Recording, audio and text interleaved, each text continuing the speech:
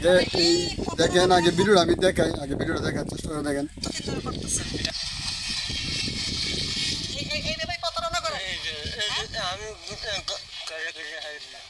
দেখেন মানে বাঙালি কিভাবে প্রতারণা করে।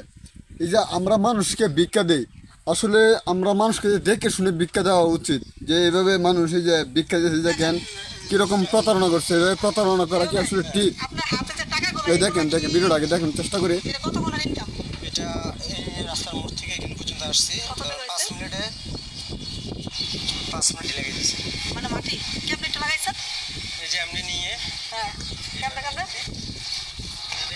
হ্যাঁ লাগিয়েছি, ময়লা লাগছে ছাগলের মতো। এই ভিক্ষুক না প্রতিদিন 2000 3000 দেবেন। আপনি অবশ্যই দেখে শুনে মানুষকে ভিক্ষা দেওয়ার চেষ্টা করবেন।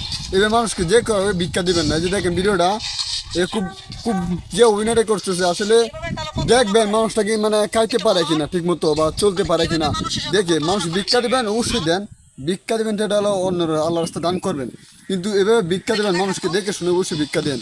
হ্যাঁ একটু হাঁটেন, এখন এখন একটু ভালো হন। মানে এই প্রতারণাটা কতদিন ধরে করে?